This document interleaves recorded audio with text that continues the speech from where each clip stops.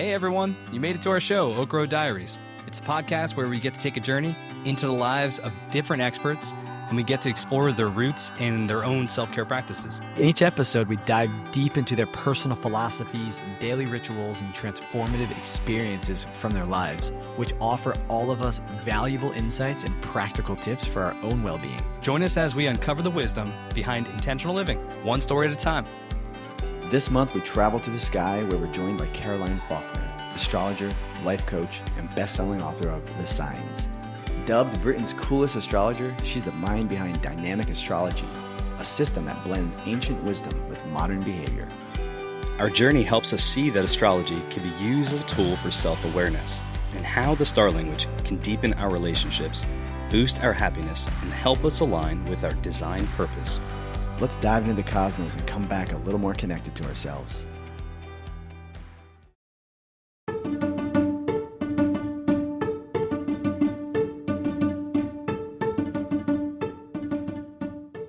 We've been looking forward to this. I remember last time we chatted, it was was that a couple months ago? It was before you went to France, was it? Yeah. And so Sam and I, obviously we picked up this book like we told you we would. Amazing. Oh yeah. You got the British version as well. I'm sorry? We got what? You've got the British one and you've got the American one. That's amazing. Why is this the British one? Tell Because us the it's a difference. different cover. What is it now? Well, yeah, mine has no writing on there. How about that? Oh, I didn't know this was Exactly. British. And I love this version.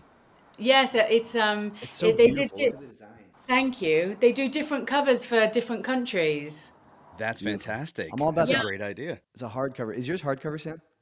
Yeah. Oh yeah, hardcover for sure. I can only do hardcover books for the most. Like I can't stand holding a soft cover. It just flops in your hands, and It's not even that. It's like the thing for me with soft. So here's a soft cover one, right? So this is the classic 7 Habits. I couldn't get this. I could not find a hard copy.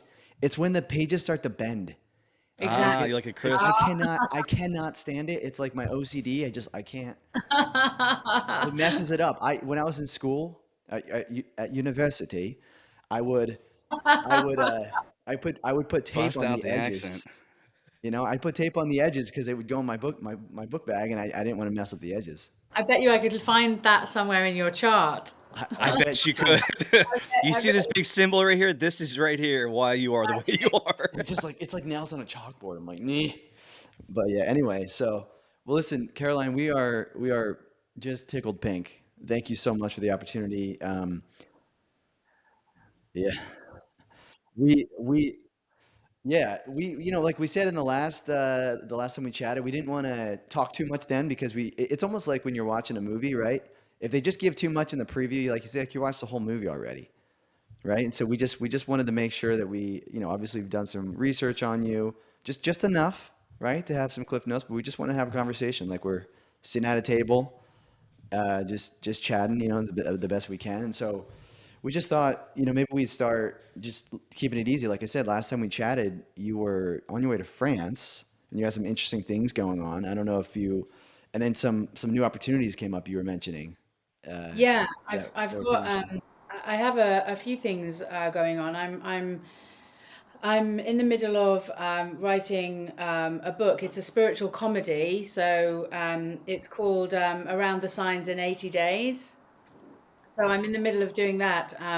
It hasn't been commissioned yet, so we'll see. I'm also working on with a fine jeweler for a jewelry collection.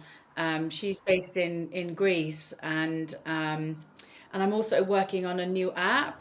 So it's an app that connects people that have similar interests. So it's taking up, and also a TV program. So Fantastic. the TV program I'm really excited about. I can't really say too much about it, but it's going to be it's based in the US, and it's basically helping people to work through their karma. That's awesome. So you And just it's gave us. a group of people as well, which I can't really say, but it's really exciting. That is awesome. How do we be part of that? Yeah. That sounds like an awesome opportunity. You don't want to be part of that group of people, I can assure you. Okay, all right. So But maybe if they open it up, then Oh yeah. then I'll definitely put you forward. We'll see how it depends on if people like it or not. If it gets good Sure. reviews, then we can open it up, but it might bomb. You never know. Yeah. It might be good, and as well, we don't know. Was all these projects, it's safe to assume they're all dealing with astrological things, Yeah, and right? Because you're a part spirituality. of it. That's Yeah, fantastic.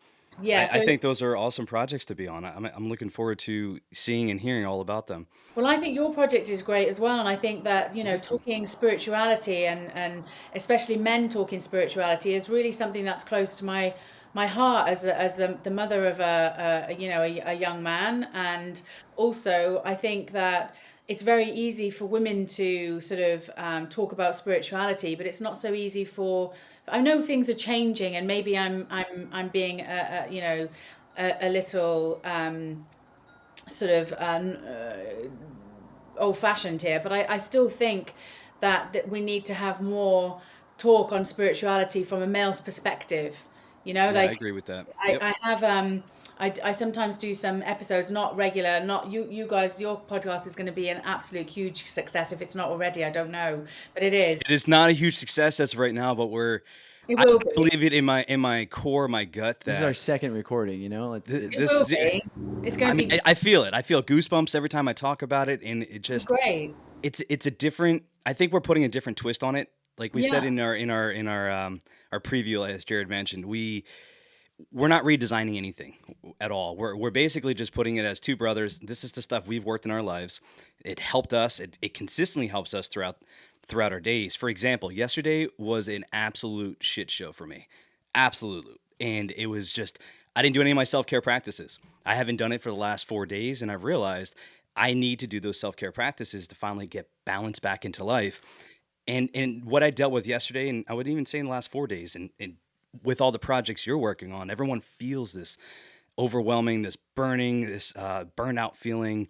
So we're not redesigning anything. We're just trying to help people say, this is how you can practically put this into your life if you exactly. just intentionally live instead of just focusing on what do I want to do tomorrow with my, whatever it gives me out of my funk. I have to go on vacations or I have to go buy a bunch of stuff to feel happy. That's not the tool. The No, tool it's not Phil. I was about is to the say. basic self-care practices. Those things can be used to help enhance your feeling already. And as you mentioned, as from a men's perspective, I think it's vital. I think it's vital that women, for like you said, for centuries or at least dozens of years throughout the history, women are for sure um, more prominent when it comes to talking about emotions and feelings and things like that. And men are just expected to bunker down and just provide for the families and be okay with all these feelings and not knowing how to explain them and whatnot. Yeah, but also to be a certain way, I think. I think there's a tremendous amount of pressure on men to be successful as well. And I think that, it's being successful is being content in one's life as far as I'm concerned. It's and what are your self-care practices? I mean, I think Uh, that's a really good thing to know. Personally, Yeah, yeah. So with our 7 pillars at the Happy Atrium, we try to hit at least 7 things in our day, maybe one thing that hits all 7 of the pillars. But my personal self care practices are to wake up in the morning. I immediately shout out a gratitude, whether it be mentally or sometimes verbally, depending on the dynamic of the family. Sometimes everyone's up, so I'm like, "Hey, thank you, world. Thank you for this new day." I look at every day as a new 24 hours that I try not to focus on the past because as a Capricorn and as a someone that you can dive deeper into it, but I overthink tremendously, and I'm always thinking on how to fix things. And I saw the side note here. I saw an AI generated video yesterday. I was trying to post it on our platform, and it looked creepy, but it was basically like this mole, this person, but no person. It was like this gushy, I don't know, jello thing that you just saw the brain and the body just kind of moving. I'm like, dude, this is exactly what my brain does when I'm overthinking stuff. And I'm yeah. just going around and around and around. So I'm just that's looking part at of your my chart. If you see Yeah. me looking down, I'm looking at when Yeah, you're you're good. I'm looking at your chart. So if you see me, I'm not disengaging. I'm just No, looking at no, you. yeah, absolutely, you're fine. So So carry on. that's one of my things is to wake up and just show gratitude for the day. I'm happy that it's 24 hours. Now, sometimes those 24 hours are nothing but 16 hours of work, whereas I already know my schedule. I'm going to be working for the 16 hours. However, within the job myself, I can still show happiness to other people. Every time a patient comes in, I thank them for having been able to X-ray them, or thanking them for coming in to being a patient. It's a weird thing that people they look at like, why are you thanking them for coming into the medical office? That's lovely. But That's lovely. it gives me a job. It allows me to show happiness to them.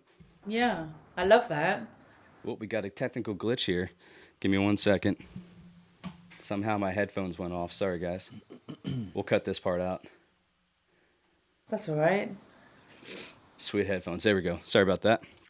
The next thing I usually do is I try to at least read one passage in a book. I have a list of books that I That's that I have on great. my nightstand, or and if I can get timing enough, I will then journal. Sometimes I can't rush out before work, so when I get to work, I have some spare time that I try to at least meditate and maybe journal or read something as well if I didn't get it in the morning. So that's typically how my day starts off. I love that. I think gratitude is such a high vibration, and the universe doesn't really understand I don't want, or I want, or I don't want. It just understands the last word you say, if that makes sense. So it's almost like being grateful for all of the things that we already have in our lives generates the energy of bringing more to us, which is, I think it's really powerful. And I think that negativity, there's something quite unhealed about people that are very negative, and I'm not judging people that are negative. What I'm saying is it's important that they work on healing, and a really simple way of working on healing is to work with gratitude, Yeah, you know. absolutely. For So whatever situation you're in, basically, right? a I'm lot of thankful this, for being in yeah, this. a lot of the time people think that, first of all, that if you live a spiritual life, you're a perfect person, and it's not like that. It's just you're on a journey of trying to be the best version of yourself that you can possibly be. And also, I think one of the main factors of being a spiritual person is that you have faith, and whatever that faith looks like for you, be it religious or spirituality and religion are very different. Hmm. Religion is very structured, and religion is is a beautiful thing in its core, and spirituality is also a beautiful thing in its core. But at the end of the day, we're all trying to be the best versions of ourselves, and I think ultimately it boils down to faith, and having faith is much easier when you have gratitude for all of the good things and the blessings that you have in your. I mean, even living. I'm not talking about this because I know we're not talking about political stuff, but we live in the West, and living in the Talking about West, whatever, yeah. we Yeah, have we could. clean. It's an open forum. We could talk literally about anything we want. Yeah, we have clean water, we have roofs over our heads, we Yeah, have access to food. Even if we don't have money, we have friends and family that can help us. Most people, I'd say the sure. majority of people have people, safety nets. And I know that the West is a little crazy at the moment. Your country is certainly in the spotlight every day. We turn on the Yeah, we news, are. we turn on the news over here, and we think, what's going on over there now? What did Trump She's say like, I got today? my bowl of popcorn. Let's see what kind of shit's happening over across the pond. Yep. It's never a dull moment, that's for sure. I mean, No, I'm just trying to make light of situations, but I absolutely. think that I just was talking about the gratitude stuff. And real quickly, I was looking at your chart and trying to find out where the overthinking comes from. So let me just make sure that so Sam, I'm looking at your chart here. So you have 5 planets in Capricorn, so there's a lot of pressure on you and on yourself to Yeah. be a success of what you do. So being kind to yourself, I think, is really important. You also have Aquarius rising, so Aquarius is ruled by Uranus, and Uranus governs astrology. So you'd actually be very good at astrology. So the more you study, I think, I'm not just saying it because it's my book. I'm saying it because the signs is a really good foundation for someone to start looking at astrology on a little bit of a deeper level, but you'd actually be really good at it. In terms of the overthinking, I think that's all I think it's something called Lilith. So Lilith is basically in astrology, it's the dark side of the moon. So you have a moon sign, and then you have the dark side of the moon, and we all have Lilith somewhere in our charts, and yours is in the sign of Virgo. And when Virgo is not working very well, it simply means that one overthinks, and it's like a constant board meeting that's going on in your mind. Yeah. Could have, should have, would have. Girl, that's basically how I feel whenever we golf and the ball goes that way or this way. It's a Could game have, of woulda, coulda, shoulda. could have, would have, should have. That's what came into my Yep. my head. And the thing is that what that is not. I mean, it's not very helpful for you. But the only way to counteract that, because I don't think there's any point bringing stuff up unless there's a solution. The way to counteract that, and this goes for anyone else who's listening who has a tendency to overthink, I think it's about being present and coming back into the breath. Like, I know it sounds a little crazy, but just take 3 deep breaths with me right now, and everyone listening, try this.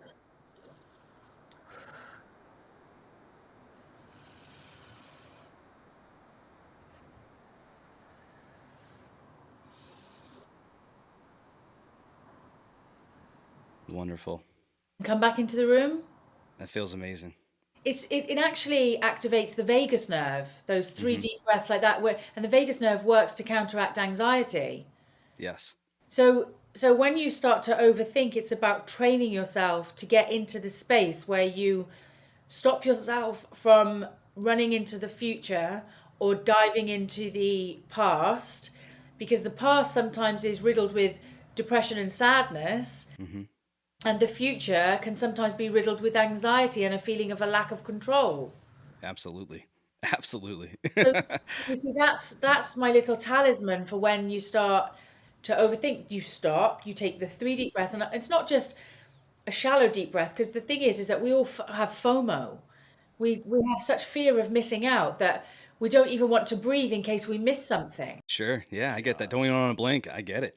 It's interesting that you mentioned the tool of being present in the moment.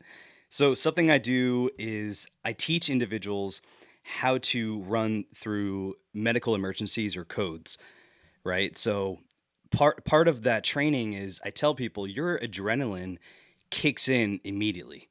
Anybody that goes through any kind of stressful situation, your adrenaline kicks in. And unofficially, I tell them we all need to take some breaths. Take a few seconds, a few deep breaths, get back into your baseline. And that way you can think of what tools, what equipment do I need for this medical emergency? So it's very practical how, number one, you did it right now, and also in my own life where I do it, and like it's a skill, right? So it's a skill that you have to do it more often. But for sure, I see myself breathing a lot more lately, especially with the family dynamic that I have, which is a 2-year-old, a 6-month-old, and a 10-year-old. So it's a lot of breathing happening any given day to be present and to not be anxious and to deal with any of that stuff. I appreciate you going over into the charts. I'd like to take a journey down into your childhood, if you're okay with that. So Of course. this show is all premised on taking a journey back down into the roots of the individual or the guest. So I love going into this. We could talk about this for hours. I swear we can have a whole weekend and go over this stuff. Yeah. However, I want our listeners, and even for ourselves, I want to know more about how did you get to become this world-renowned astrologer, this woman who has pioneered a genre of written books.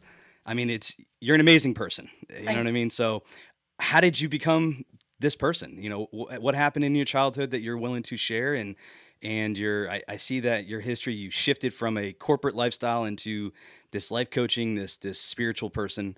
I think that's what I think people want to know about these experts, these people. Like, we put you guys up on this pedestal. Where do you come from? Yeah. Where did it come from? I think I've had a really interesting life, not just sort of saying it. So I'll try and keep it brief. I've been very intuitive since I was a child, and I've been having prescient dreams since I was a child. And I feel like the majority of the world are intuitive. They have a strong sense of intuition. It's just mine wasn't as tightly wrapped as other people's, and I had, I was always a child, very much child of the universe. I was lucky. I grew up in Wales. It was sort of the countryside, but my father was in the casino business. And when I was little, my father won the precursor to the Little Woods. It was called the Little Woods Pools, and it was actually the precursor to the lottery. Cool. So what he did was he was in a syndicate, and they used to sort of, he was very, very poor, my dad. He grew up in a mining village, and he ran away to London from Wales when he was 15. And he started collecting glasses in a very famous casino in London, because they'd only just been granted their legal licenses. That was at the time of the Playboy casinos and everything else in the 60s. Okay, I was just wondering what year that was around. Yeah, So well, in the 60s. late 60s, 70s. Okay. And so he came to Wales, back to Wales, and he worked his way up from being collecting glasses to basically being a croupier. And so he won a version of it's the precursor to the lottery, if you like. He won money, and he founded his first casino. And he went on to found about 10 casinos. So, and in those days, it wasn't regulated the way it is now. So they were making an awful lot of money. Is that all in Wales? No, all over the United Kingdom, and then he branched out and went to Europe as well. He went to Europe he went to Romania. Was it Romania? Yeah, just after the revolution. I think it was So in he used his earnings and invested it right away into a casino.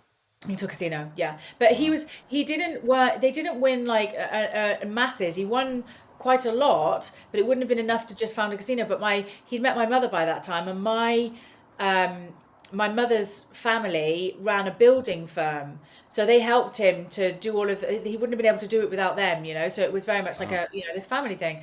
So, Yeah. but anyway, he was a dreadful gambler, and he basically got involved with the underworld. And when I was very little, and we lived in a beautiful house in the countryside. It was absolutely stunning. In acres and acres of grounds, and there were horses there, and we had dogs and parrots and all sorts. It was wild. Dang. But he was very nouveau riche. Do you know what I mean? Okay. So if you can imagine anyone in the sort of the 80s, it was nouveau riche. He had it all. That's Do awesome. you know what I mean? I mean, like loads of money, no class. It's like, what do I do with this? Let me go to the underground and stir some shit Yeah, up. absolutely. So he got involved with some really, really bad people. And when I was young, my family were going to watch a show in London, and I had chickenpox at the time. You guys have chickenpox, the same yeah. thing. Yeah. Sam and I Yep. both So have. I- Absolutely. Yep. So I went to go and stay with my grandmother, but I wouldn't go unless I packed up every single toy I had. So I had a tantrum, and they had to pack all my toys. But listen to this. They had to pack all my toys in these black bags, and I went to my grandmother's with all my toys. And I woke up the next morning to see my grandmother and my grandfather watching the news. I was tiny, and my house had been blown up. What? And it was in the What? it was in the national news. Yeah, I've got the newspaper Gosh. clippings. My house had been blown up, and my family were in front of the house. Basically, my father was saying, "Well, I work in this industry. I've made Sure. enemies. We must have been watched." And everyone, when I went to school, I went to this Roman Catholic, very sort of strict, but she private school at the time. And everyone was bringing me toys in, and I said, "I don't need any of your toys. I already packed them all up. I got them all right here in my bags. I have absolutely every single one of my Cindy's, my Barbies, my toys. I had everything. That's awesome. So that was it was a crazy life, and All I'm picturing is like Peaky Blinders. Well, do you know? Have What you your seen Peaky pops was? Blinders or no? Of course. What was your dad Okay, involved is it in? anything to do with that lifestyle? Well, I mean, it's not, I mean, it's all very, casinos are very corporate these days, Sure. but back Yeah. then they were run Mafia. by independents. It was all cash. It was, and it attracted the underworld basically. And so he got himself in a lot of bother because he made a lot of money, but he also burned through a lot of money. I mean, you've got to imagine that he was like, like in the 80s, he wasn't even 30 years old. Oh Whoa. my goodness, he was just You know so what he I'm was saying? immature So I'm too. thinking, like the times here. So it was sort of late 60s. He was so anyway. He was very young. Yeah, So yeah. to have that kind of, you see it all the time with footballers that don't have strong families, Absolutely. and pop stars that don't have very strong roots. And I mean, it's different now because people, people that are in their sort of 20s now, they're much more mature, I'd say, than, every generation seems to get more mature, I feel, as Yeah, the do new you know term what is called woke, I believe, unless I'm No, maybe it's I'm not just maybe that. I'm further down the line. But Well, yeah. so he's involved in this. Sorry, I just want to pump the brakes a little bit here. He's because this I think it matters a little bit, right? Because your upbringing was that. So this was you were a little kid at that point, like in 10 years old or whatever. No, yeah, I was 4. Oh, you were way young. Yeah, Okay. 4, 5, yeah. Yeah. Yeah, you were like my I might dad. have the dates wrong, but I remember being like 4 or 5. I mean, it's in the Okay. news. I should Yeah. find the clippings. So he's dealing with the underworld. What happened after that? Did he like unravel that eventually? Like Yeah, well, he disappeared for 20 years. So, no. After it yes, blew up, he bounced. he bounced. Wow. Yes, but he left my mum with, as much as he could, everything else. But but my whole point was, because my rising sign is Cancerian, I had to learn that security begins within. And anyone who's Cancerian or has a lot of Cancerian in their chart, and we all have a little bit to a lesser or greater degree, I had to learn that because my life was very, very unstable. And so I had to learn that irrespective of where I was or how much money we had, or that security began within. And I've always had these prescient dreams, and I've always been very intuitive. I kind of know when something bad's going to happen. Loads of people have it. They have like this feeling of. Yeah. So I went on a journey. I had a spiritual awakening, and I remember someone saying my battery's flat on my phone, and I picked it up and it turned on.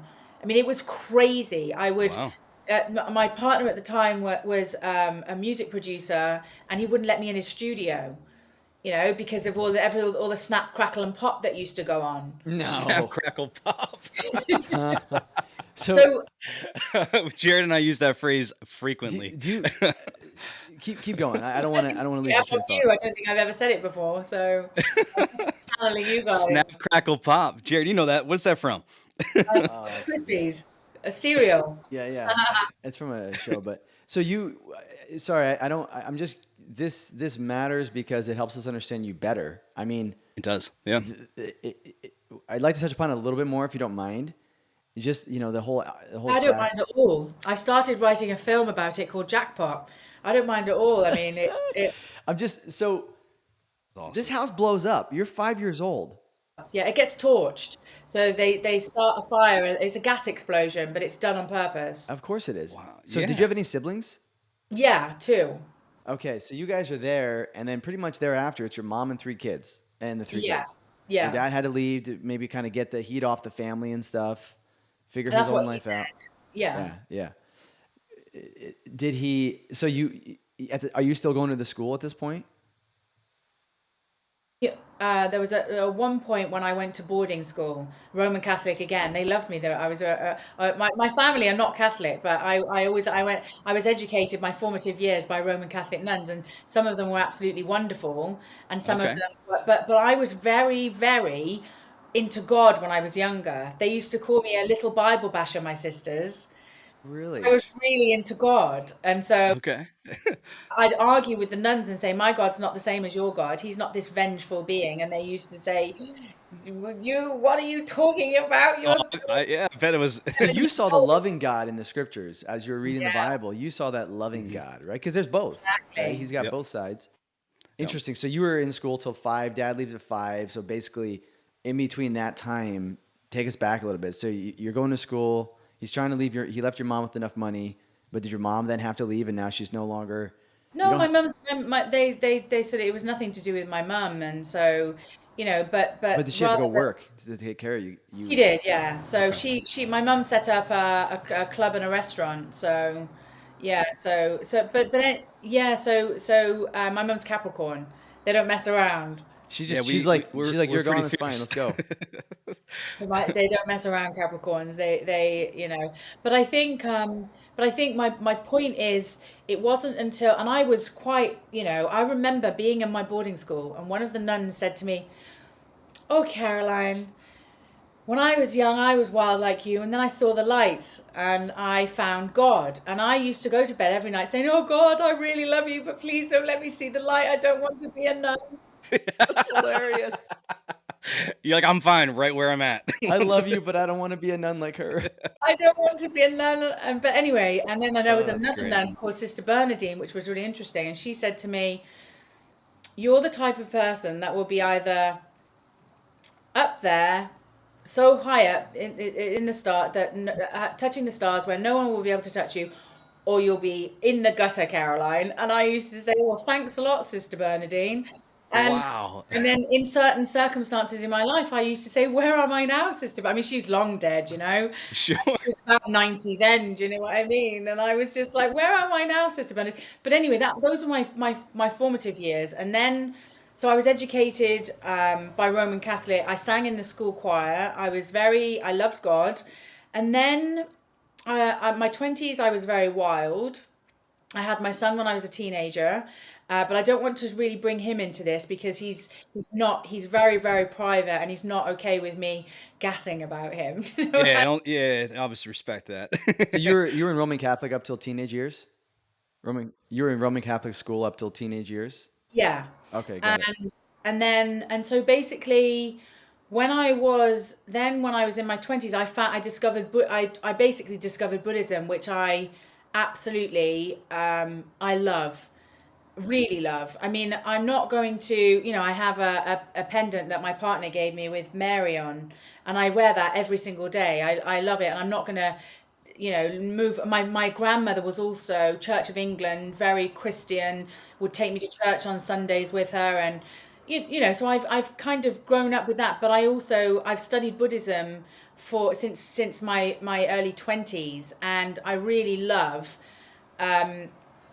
karma, cause and effect. Sure, I'm right there with you. When karma, Yep. cause and effect, and I feel like we've lost so much of reincarnation, karma, cause and effect in the Bible, so to speak. I know it's referenced. I Yep. believe that Jesus was a prophet, but I believe that the Christ consciousness exists in all of us, and I feel like the Buddha consciousness is exactly the same thing. Sure. Yeah, girl, you're right up there with me. Or I should say I'm right up there with you. Well, we're there together, right? Yeah. Well, what led you down the path to Yeah, Buddhism then? yeah, because you So you're grew in up your with. 20s, you're going wild, you're crazy, you're like, this is Yeah, not working for me. yeah. I had my fun. And so what came, what came across you? I basically, I mean, they call it like a come to Jesus moment. I had a very big come to Jesus moment, and I was like, I, my intuition, basically, I think I was in a car. I had this a Lotus Elise at the time. Do you know what Lotus Elise is? It's like a tin can, but they're super Yeah, fast. yeah, they're way And Okay. they're super low to the ground. They're like race cars. I had one of those, and I came out of this club, and I heard a voice that said, I opened the door, didn't even look what was coming. I opened the door, and basically, I heard a voice saying to me, "Put your legs in quickly." And I quickly put my legs in, and a lorry went past and took the door off. I wouldn't even Whoa. be here today. Wow. And for Wow. me, that kind of made me wake up. I was nearly, I mean, I don't know if you can understand the gravity of the situation, but I would have been dead, you 100%. know? And I heard a voice as clear as day saying, pull your legs in quickly. Because it was like a bucket car. And you literally had to like lift your legs in to get you. Yeah, And it it would have took smoked you. Yeah. took the whole door off. So situations like that, whether it's God, whether it's my intuition, whether it's Jesus, whether it's the angels, maybe it's an amalgamation of them all. But I have had one too many scenarios and situations in my life like that made me start behaving myself. And I said, look, I'm perfectly happy to dedicate my life to service, but it has to be creative. I like that. I like it. I right there. I align with you. I align with you in the it all being connected. Right. We all. It's funny that I myself just started playing around with writing, I should say. That's great. Writing a novel. I've never done it before, but I felt pressed to start writing something. I And love that. I believe a lot of people out there, they start with some sort of religious foundation in their life. Yeah. Uh, a lot of people, right? And it's Yeah. one of the biggest. And I didn't realize this until I did some research, but apparently there's over 4,000 different types of religions out there, and they don't even know the real Is that number. right? But Wow. 4,000, that's, a random Google search at 4,000. And I'm like, there's not that many countries. So there is I massive hope you're not saying confusion. you're right. I mean, how many countries are there? 96 maybe? Don't quote me on that, people. Yeah. Well, So according to your president, it's 200. Didn't you say it was 200? Anyway, moving on. Sorry, I didn't yeah, mean to. no, I mean, no, yeah. Religion. 4,000, that's a lot of religions out there. So that's a lot of people that are either being taught throughout these 196 countries, 4,000 different types of religions. So no wonder why the world is the way it is, this chaos and this just, I'm right, you're wrong, all this types of things, instead of just getting to the basics of we're all connected. Yeah, Why we're can't we all just connected. why can't we just focus on that connection as opposed to the facts of why we're being connected? What we need is an alien invasion. That'll make us all come together, don't you Shoot, think? well, you're up there in the stars, girl. Let's go. You got to call upon them. I'm not. Yeah. Yeah. I mean, Not to invade us, to help us. do That's you right. got any sense on that? Do you think any of this? I don't know what it is, but it seems like they only come to visit the U.S.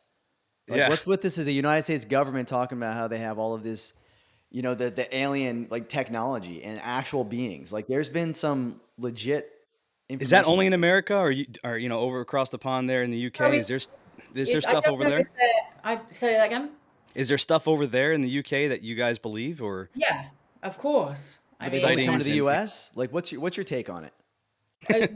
my take on, be very specific. Yeah, what's your take on the whole? Are there aliens and other beings out there? And I'm not saying necessarily like these green, big-eyed creatures. It could look like us, but I believe so, but I believe I do believe. I think for us to think that we are the only beings in existence in the whole of the multiverse, and it is a multiverse and beyond, is arrogant.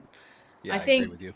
but in terms of like different species and aliens, I've been thrashing this out, and the thing is that I was speaking to a friend of mine about this, and I was saying we were talking about aliens and everything else, but my theory is that they're already here.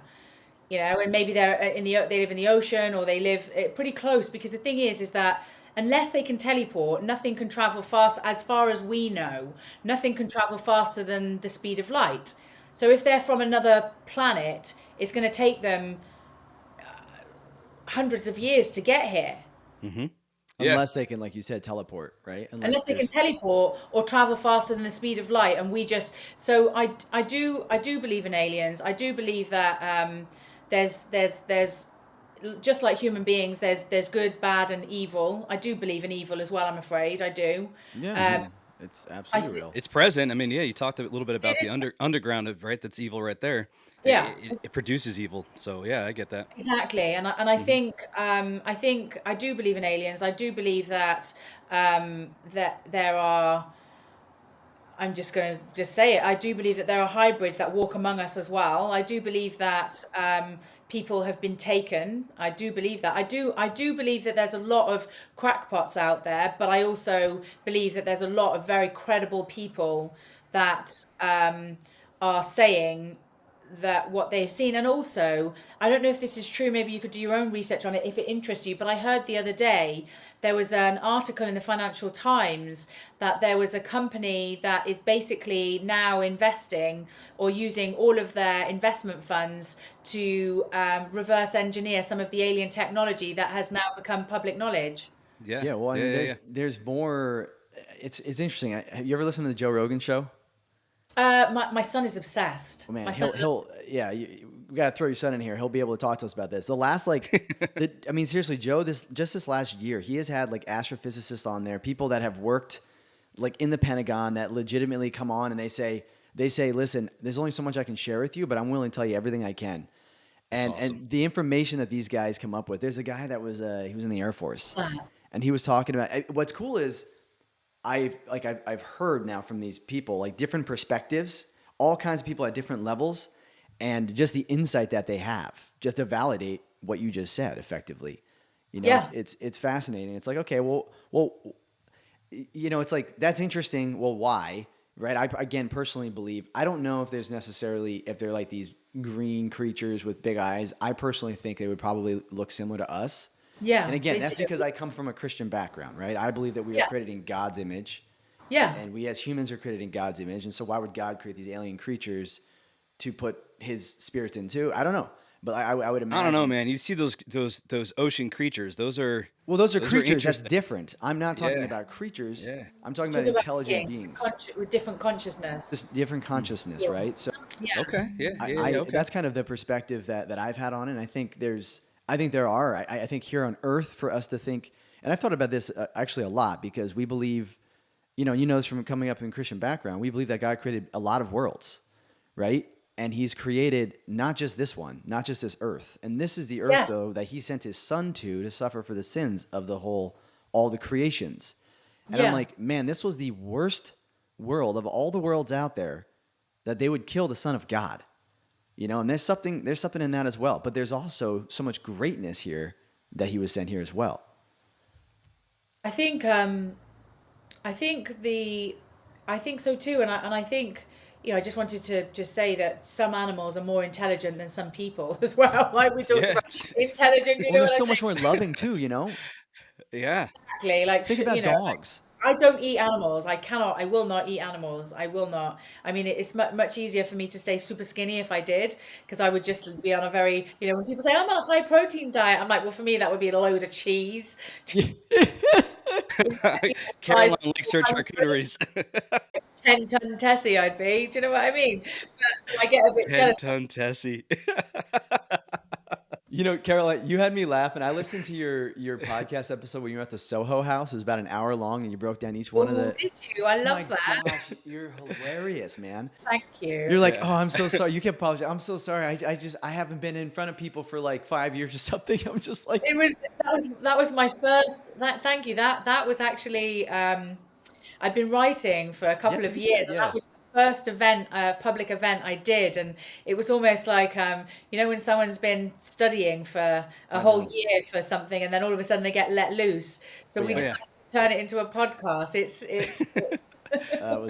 It just helped me to see, like, you got a great sense of humor. That's why when you mentioned earlier you got this book coming out, Around the Signs in 80 Days, I'm like, oh man.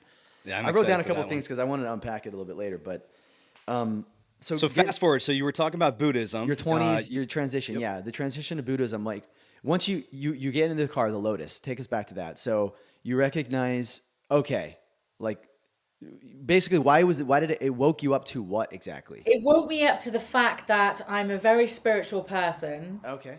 I had this really powerful connection to God. It never really went away because do you know what I'm saying? And it not necessarily. So I like, for instance, I don't believe that God is a man living in the sky. I believe that God is universal consciousness, and I believe that I believe that Jesus did exist. I believe that he was the Son of God, but I also believe that we're all children of God, if you like, of that consciousness. So you believe that he came in the form of this being, Jesus, and Yeah. consciousness had a son, and that was basically in the human form. Exactly. And I believe that we all have, like suffer little children to come unto me, is what Jesus said. And it's basically because the more, it's like polishing a diamond. So I know this is going to sound really crazy, and I don't believe that we all have to suffer, but sometimes when we suffer, it produces a diamond. Because it evokes our empathy and our compassion and our kindness. And I'm not saying that we all, I know I didn't answer your specific question, but I just wanted to try and touch on that. So we're on the same page, but I believe that there have been many prophets since Jesus. That's a really good, I mean, this is a huge controversial topic, right? It is very I mean, do you think is Buddha was a religion. I mean, prophet? Is that what you're saying as I well? think who, but Buddha, yeah, Muhammad, individuals there like are quite that. a few Buddhas. There've been quite a few. see. I mean, What, So what if do I'm you think their understanding correctly, overarching? Sorry, go ahead, Sam. go ahead. I was just gonna. I had a thought. So if I'm understanding correctly, so you have this universal connection, right? This spirit, and in our time that we've seen these prophets, the universal spirit has sent these prophets, and the imagery is of Buddha, of Jesus. So in a form, they've created this being, is what you're saying. yeah, That's what your belief is. What I'm trying. that's Right? what If I I think. understand. Yeah, Yeah. but I also believe that Buddha started out as an ordinary man in a way who became enlightened. And so, that's what, maybe that's what, when Jesus went to the desert, I'm not sure. I mean, I don't know. The thing is, I'm picking up what you're putting down for sure, because Well, I also align with what you're saying. you're saying This it's is almost like where they're my different shift has been. tools. It's almost like because they could be they're different it's they come forth in different forms and they can be on the earth at the same time. But you're basically saying this universal consciousness is bringing it forth in different human forms and obviously other forms to basically yeah, try to connect with people in different ways to help. I would almost say like to help elevate their consciousness. elevate the consciousness in a way that people can understand. Right? Maybe Totally. it's Buddhism, maybe it's Christianity, maybe it's Muslim, right? It's Exactly. Islam, yeah. Wow. Islam, It's right? And so exactly. it's That just is a these different perfect ways. description of Right. basically bringing it all together. I Beautiful. love Yeah, that. It's I love absolutely that beautiful. too. And also, if you think about it, Buddhism is a very pragmatic, in a way, it was a very pragmatic religion. Because if you think about it, Hinduism, if you're born into a particular, like for instance, if you're born into a certain caste, it means that you can never get out of that caste, and neither can your family. Whereas Buddhism came along and said, I don't care. Yeah, because he was wealthy. He was born into the upper class caste. He was royalty. Yeah. The first Buddha was And he's was like, this royalty. isn't right. Yeah. And he said, he was just like, you know, I he sort of said that it doesn't matter, because there were lots of Hindus that wanted to follow him and listen to his teachings, and they were just like, oh, we're only lowly, whatever. I know that the Brahmins are the high caste. I don't know what the other. Forgive me, I don't know what they're called. Neither do we. Yeah. Yeah. So anyway, but the lowly caste means that you can only ever be servants and etc. etc. And he said, that your caste has, you have the potential to become enlightened. This is nothing the caste means nothing. So for me, that's very much in line with the same teachings as Jesus. And Jesus was like, never mind all these big fancy churches and mosques, synagogues or whatever, at the time. The different priests and Sadducees and all the people that are trying to elevate themselves. Yeah, it's like this worldly stuff it means nothing. And it's basically, your ultimately your soul, I believe, is the same as consciousness. The soul is the same as the mind, if you like. I'm not talking about the brain, I'm talking about the mind, and the mind is the same as the soul, and the soul has the potential, every single sentient being has the potential to reach enlightenment in a way. You know what I'm saying? And that enlightenment is like taking you to Jesus Christ, taking you to God, taking you to Buddha or Buddha, your Buddha nature. Do you know what I'm saying? So for me, I find it fascinating. I just wish that we could all get along. Yeah. Oh, yeah. Yeah, like don't Well, hate. just get along, because- like the that's the hard prophecy, part, right? That's the Just that's stop being naughty and be friends. stop it. Stop being naughty. Yeah, I love it. So you realize that you're connected, right? And then you go on this journey. Like take us to that then. So you're Lotus. You realize, my goodness, I'm connected to God. Yeah. Now, what does this mean? What were you doing at that time for work? I was working for a creative. I was a creative consultant working underneath a marketing director for an entertainment company. So they used to say that they'd call me in when they needed their fairy dust, which was basically creative ideas that didn't cost a load of money but made a big impact. So you had the ability to just kind of, I bet you believe this, like receive what was supposed to be received for that particular thing or show or whatever that you were trying to market, right? Because they needed the creative juices, but Yeah. because that's what you were. You said, "Listen, I'll do this, but I wanted to make sure that I can be creative with this." Yes, exactly. And then, but what happened was I was working for a company called Can Do, and Can Do was the biggest late night venue operator in the United Kingdom. The second largest late night venue operator.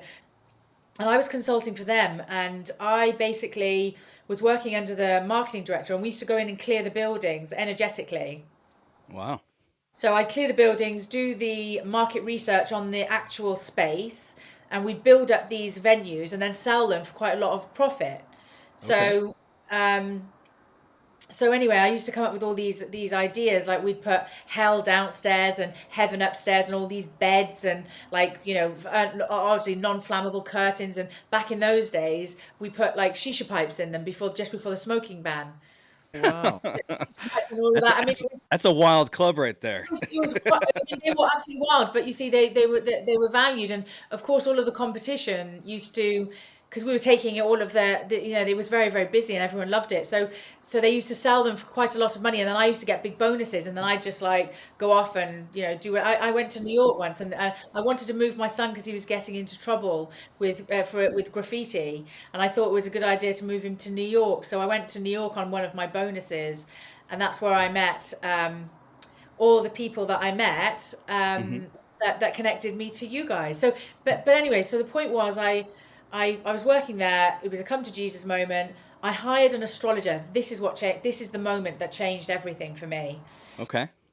I wanted to build a team, and I used to go and see this psychic who was extremely manipulative, but she was the best teacher I have ever come across in terms of how not to be. Okay. I know. That's a solid point right there, because people always think teachers are always just going to give you positive. Rose quartz crystals and dolphins and sweets. Yeah, but you're like, this one taught you that I don't want to do that. Oh yeah. Manipulative. Extremely manipulative, and so I never. Did you get hooked on her manipulation? Is that what you found out? Like, what the heck? Why am I doing this? I did in a way, and she, like, her psychic stuff was more like magic tricks. Do you know what I'm saying? And she said that she'd gone through the Kundalini awakening and all this stuff. And anyway, my point was she was extremely manipulative, but I believe one of the best teachers I've ever had, because when I deal with clients now, I'm very mindful. I'm very mindful of what I say, what I do, and everything else, because it matters a lot. Sure it does. Yeah. Anyway, so I hired an astrologer. His name was Derek Hawkins, and he was definitely a gnome. He was a gnome. He was. What does that mean? I'm sorry. Do you know what a gnome is? You know, like the garden gnomes. Like a little gnome. Yeah. That's all I was picturing. He looked like one, or what?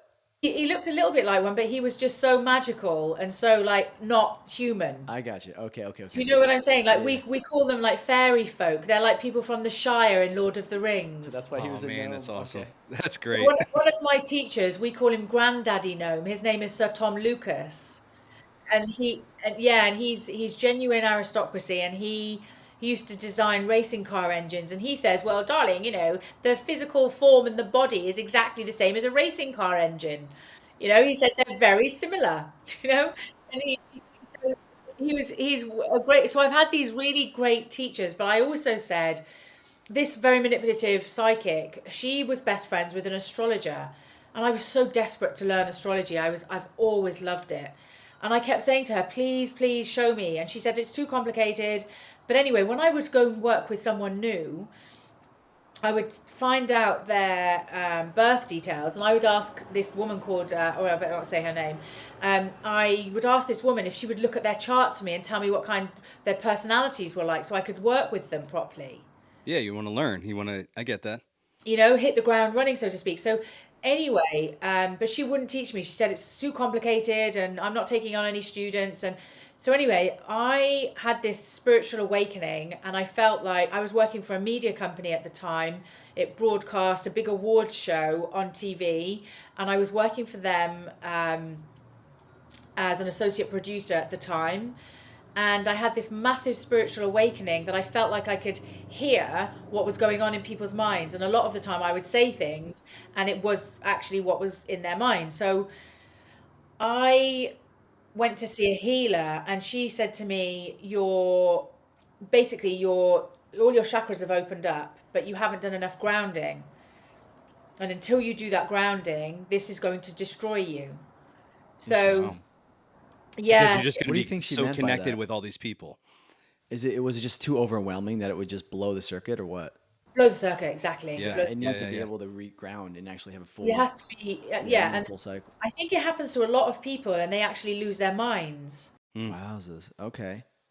So I feel like it can happen in astrology. If you look and people have got Mercury, which represents the mind in the sign of Aquarius, it can often indicate that they need to be very careful with their minds, because they can literally short circuit. So anyway, I went to see a healer then, and I was listening to this woman, and this woman was talking about a friend of hers whose mother was a healer, and I knew instantly that I had to go and see her. And it was New Year's Eve, and I called her up and I said, I know it's New Year's Eve, but I really need a healing session. She said, come along.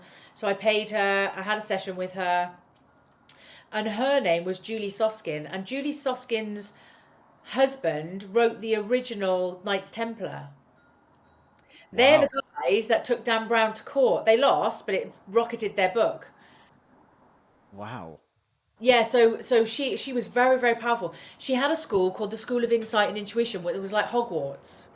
And so I started studying with her, and I started studying intuition, meditation, psychic sensitivity, and there I met my astrology teacher. So I hired him for one of my projects. I said to the CEO, listen, why don't we leak it to the press? Because there was this old building that was really haunted, and everyone used to moan about it. It was in Bournemouth, and it was opposite the grave of Mary Shelley, the writer of Frankenstein. Was it Frankenstein? Yeah. Mary Shelley, yeah. So I believe, if I'm not wrong, correct me if I'm wrong, she's buried at St. Peter's Church, and this was an old church hall, and it was we'll do another podcast on that. It was so haunted. You were still working for this company where you'd go find buildings and revamp them. Exactly. While you were one of doing- these Wow. buildings, While you Yeah. were like, Amazing. okay, while you were at Hogwarts.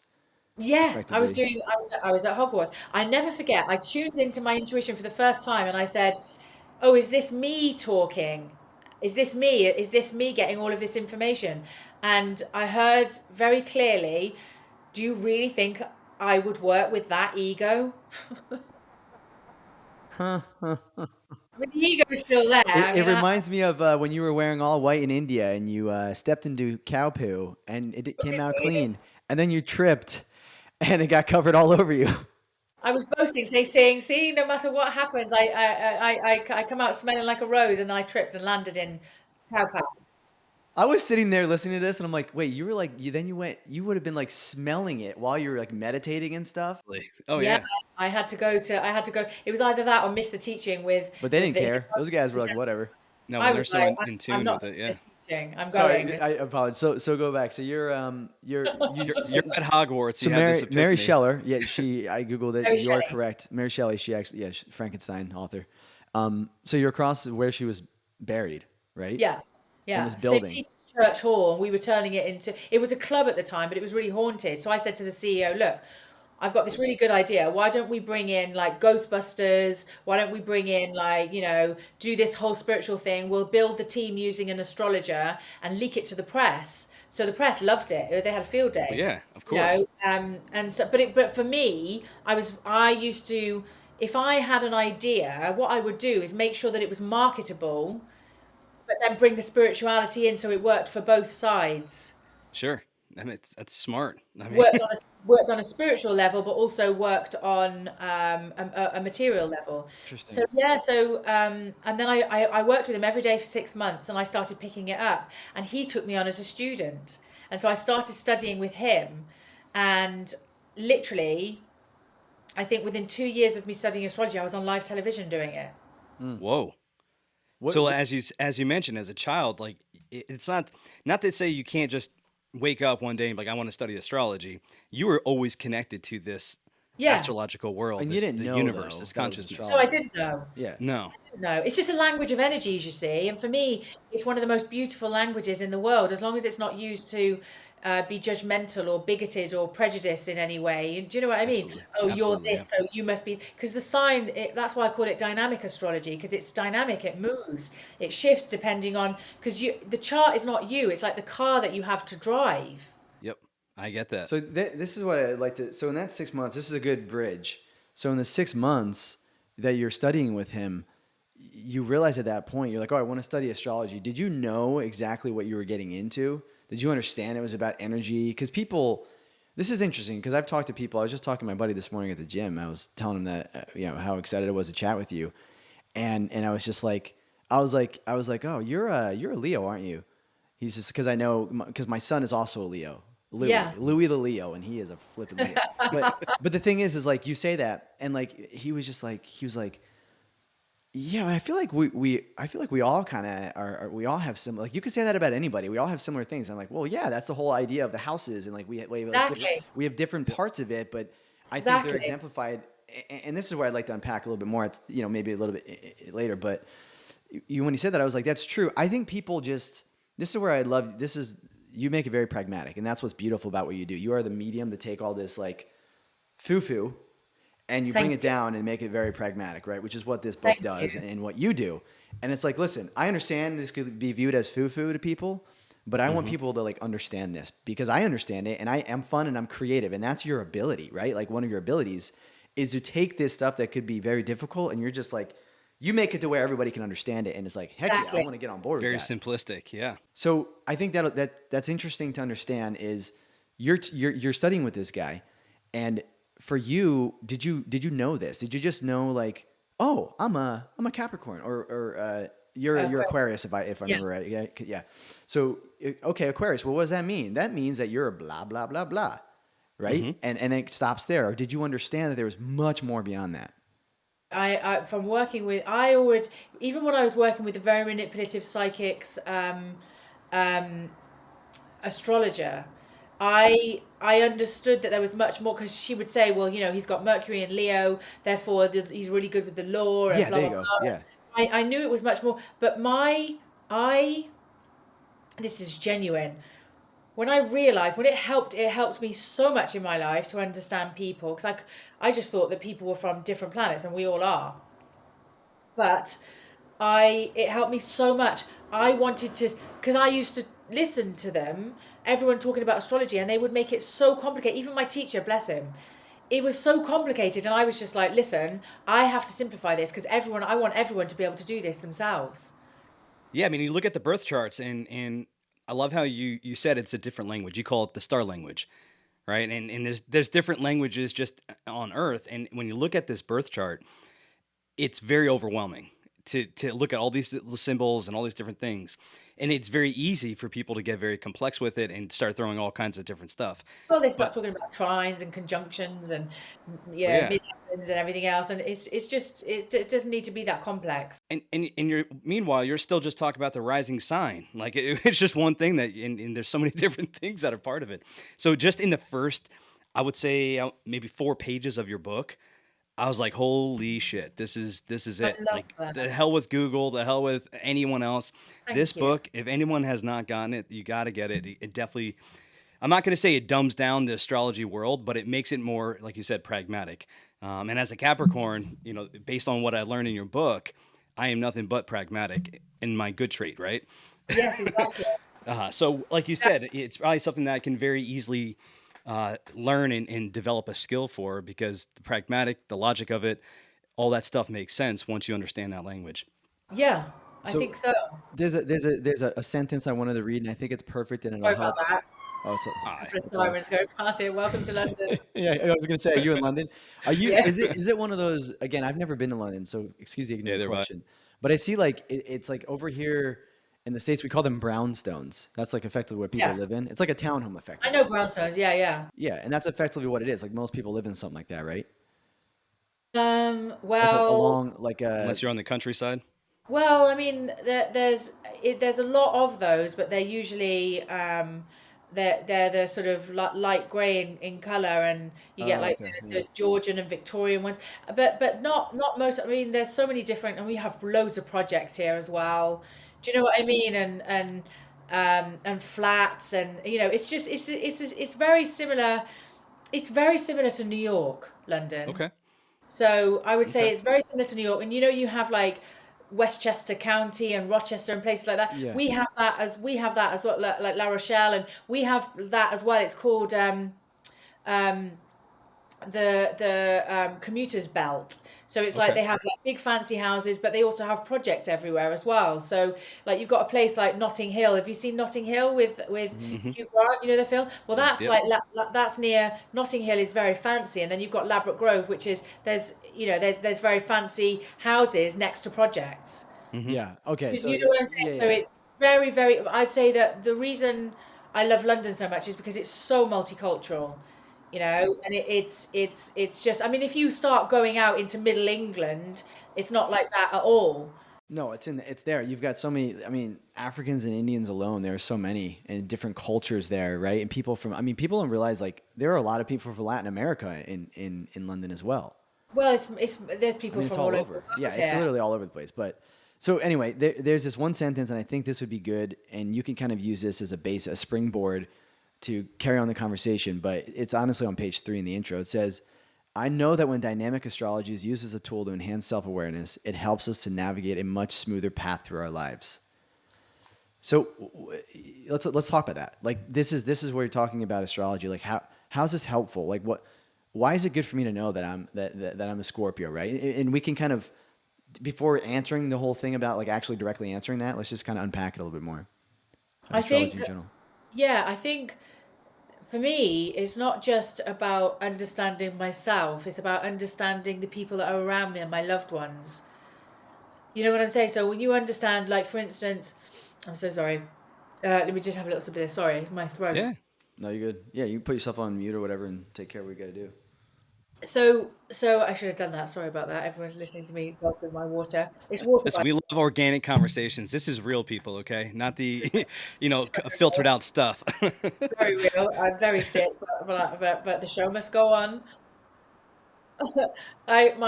So I think astrology in general is it's a code to understand human behavior. That's what it is effectively, and it's also a code to read and manage energy, and I don't think there's anything like it. I agree. I And agree with that. yeah, and I think when you understand yourself, like for example, if you're prone to taking things personally, that's usually a lot of some say Cancer, I say Cancerian in your chart. Once you know that, you can laugh at yourself a bit more. You know, and just be sort of like, oh, I'm about to take this really personally. You know, or if someone said something to me the other day and said, oh, you're very confident, and you can sometimes be, speak quite quickly, which makes you can sometimes come across as being a bit aggressive. And I just thought, okay, so in 20 seconds I could take that personally, or I could just say, well, that's your opinion, and You could try to keep up. yeah, keep up. But it's almost like. But then I thought to myself, is there any learning in there for me?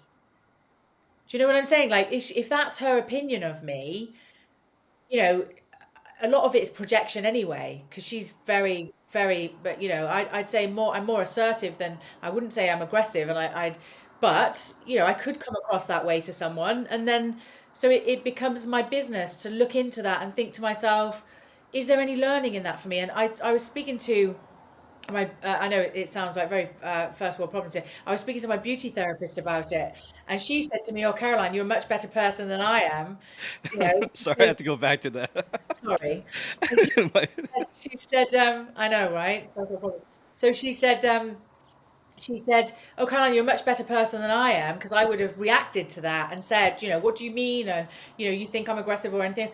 Uh, but I said, but I've been studying myself and self-awareness for so many years that if I reacted like that, I wouldn't have learned anything. Sure. And that's kind of where all of us should be, right?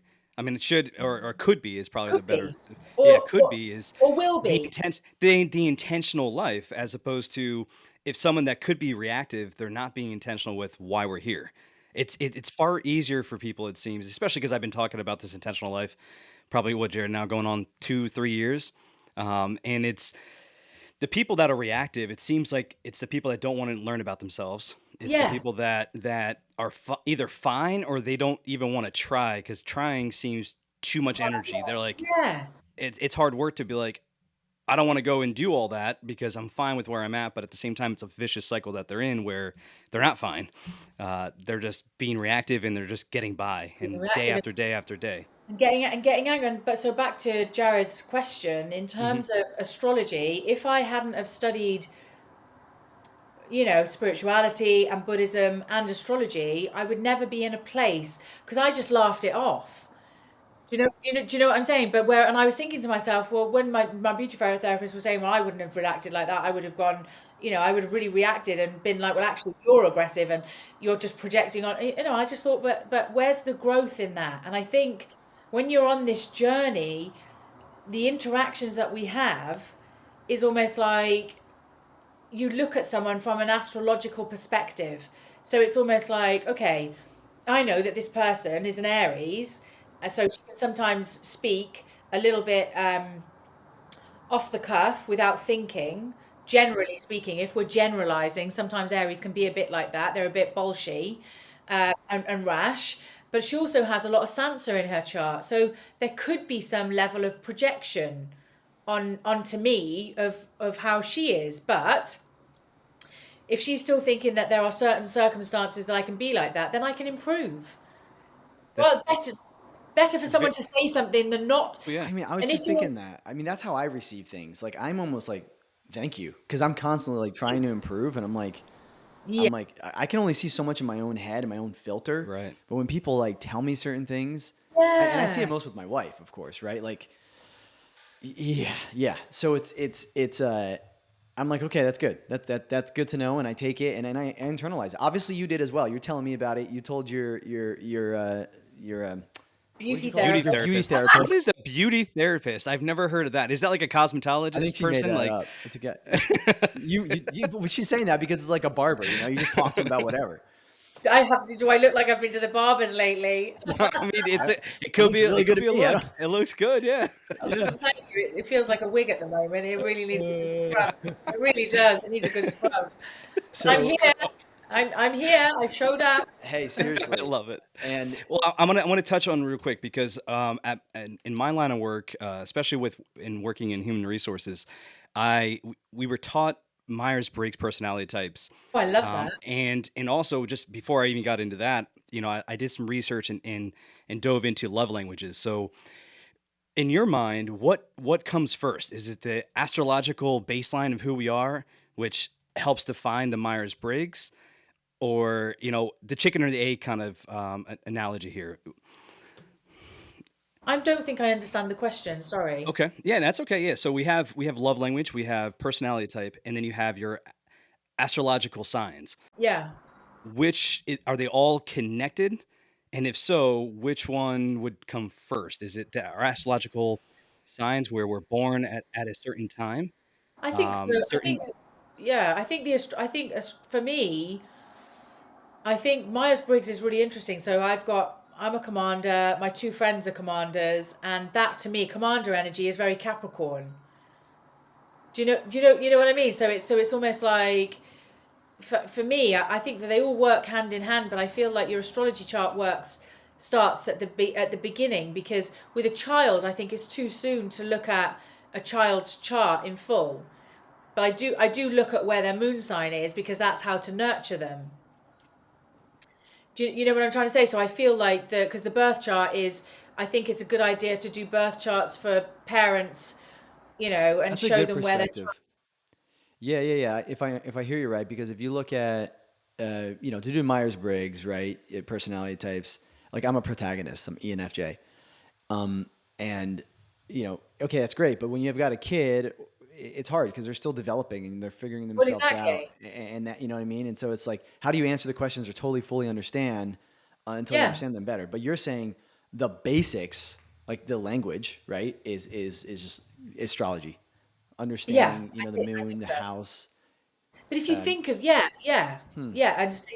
It's understanding. So the planet represents what? What does that mean for Jared? The sign is, how does that work for Jared? And the house is, where does that work for Jared? Right. Oh, interesting. Okay, yeah, that's how you break it down. That's how you break it down. And I think, but I think it's not rigid. It changes day by day, and I think for your own children, learn where their moon signs are, because then you can nurture them like my son has the moon in Taurus, and so Okay. Taurus is very he likes home cooked food, and he always used to say, That's well, your it's job, your woman. job. It's your job, woman. I told you that before, right? I used to say it's Well, you not my said it job. in the Oh, Soho. Yeah, you're like, that's your job, woman. he was half being funny, but then half not being I funny, know. like saying, actually, it's your But once job you to feed be. him, then he's totally fine. He's like, Yep. yeah, Big fan, he gets hungry. yeah, He very gets angry. angry. Yeah. And people, I totally Angry, understand. hungry and angry. Yeah. Yeah. Oh yeah. But also on an emotional level, Taurus don't like surprises. Well, I know that. Yeah. So it's like if we're generalizing here, so someone who has moon in Taurus, you have to build up to something slowly. So it's almost like to say, okay, so honey, on Saturday, I'm taking you to XYZ, and we're going to do this, this, this, this, this. Hmm. So we can build up to it slowly, rather than on waking up one morning and being spontaneous and saying, whereas I'm fine with spontaneity, but when he was growing up, he wasn't so great with spontaneity. Yeah, I'm not allowed to talk about him. He's going to kill me if he listens to this. So yeah. I have a son who's very similar. My oldest, he very much is a planner, and he just needs to know, right? And yeah, detail. he's oh my gosh, he's June. Is Capricorn? Which No. one? June. He's June. Gemini. Gemini. I'm sorry. Gemini. He and the oldest and youngest, my kids are Geminis. Excuse me. They're both Geminis. My Geminis. Yeah. daughter's a Gemini, so yeah. So I don't know. I don't know him well enough. I'm gotta be candid, Caroline. But by them, I'm talking about the signs and everything else. Like I know Yeah. my son, Yeah. and I know my daughter. And it's funny, you look at them. It's just like my daughter is very spontaneous, and my son Yeah. is like the opposite. And they're literally 6 days apart, birthdays. It's so interesting. So it's almost like oh, that's interesting. So in your chart, I'm just looking at your chart, Jared. You have your moon sign is Leo. So for your moon sign is Leo. But what I'm looking at is you've got Chiron, which is the karmic wound and where you heal, in the sign of Gemini. So they've healed you in many ways. It's in the seventh house. I was gonna say, I where the see heck is that. that? Seventh house. Got it. Where's my moon sign? So your Again, moon sign is in the eighth house. Your moon sign is Leo. So on the website, have you touched it? Have you clicked on the I have. symbols? yeah, Yep. yeah. I did it from my phone when I did it. That's You should probably. still be able to touch on it. The reason I did that was I did. Yeah. so good. Yeah. Your Yeah, website. Not to use the same words, It but was it's very fantastic. dynamic. Well, I thank know. you. No, It's no. It was. I remember doing it because when Sam and I we were together looking at it and studying this together like a month or Yep. so ago, and I remember clicking on it. Yeah, and it defines it. But keep going. I'm sorry. Yeah, so basically, Gemini energy actually heals you. So they're just you're their children, and you're their caretaker, and you're their I need guardian. two apparently. I need two Huh? of them. I need a lot of healing. Well, that's Gemini, the twins, isn't it? So they're both completely opposite, but they provide different things for you. Oh, that's So fantastic. That's funny. it's That's interesting. It looks like my moon sign is also in Gemini. your moon is Gemini, but For the Jared's love. moon is Leo. Got So it. so your power is actually the power of love, and when you have an open heart, this is when Jared has an open heart. This is when, well, we all have open hearts, but for you, I'd say that you're learning how to operate with a much more open heart than you used to. Fantastic. Yeah, I mean, as his brother, I can tell you that it is for So sure hold on, true. let me say what you just said. You're saying I'm currently learning how to operate more with an open heart than I used to. You're operating from a much more a much wider heart space than you used to before, because I don't know why, but you've got, so Lilith is, see, what's interesting about your chart is you've got Lilith right next to the moon. So you've got the moon sign, which is the light side of the moon, and then you've got Lilith, Yep. which is also Right in next to it. Look Leo, at that. right next to it. Yeah. You see, I don't know so what Lilith is. I'm sorry. so Lilith is so it's basically, I believe that Leo is all about courage, it's about heart, it's about putting your heart into things without expectation, so to speak. And I feel like when you became a father, this enabled this to really happen. You know, you're learning, even though you have it for your brother and your family already, your children are like a different level. So it's like you've learned, you're operating now from a heart, much bigger heart space. But yeah. There's not much fear. Yeah, There's your a lot. intentions. So you're operating your intentions in your life are more open. Would you say that they're more operated with his kids in mind? I think becoming a father has softened him in a way. Whew. No, 100% it has. Yeah. Yeah. You know You know what's what I'm interesting? saying? Here's Yeah. an example. If you just said, operate with courage and with heart without expectations. I'll tell you kind of the last 8 months, and it's potentially, because it's funny. I don't think about some of these things. It just is very natural for me. And this is the whole idea of this energy and stuff. And this is why this is the part where I'd like to unpack a little bit more. And I'm trying to be cognizant of the fact that you're not feeling well, and I'm so sorry. It's okay. It's we fine. I'm we fine at the can we'll moment. pick It's up fine. we can pick up somewhere else, but this is like Sam and I were really excited to unpack this too. But basically, we there's more to unpack, but effectively the last 8 months, right? I moved my family and we moved to Pennsylvania from Utah. Okay. And so we're in Utah, and I'm working in Utah, and then we moved to Pennsylvania. And I love Pennsylvania. yeah, I'm from PA. So Sam lives here in PA. I'm from PA.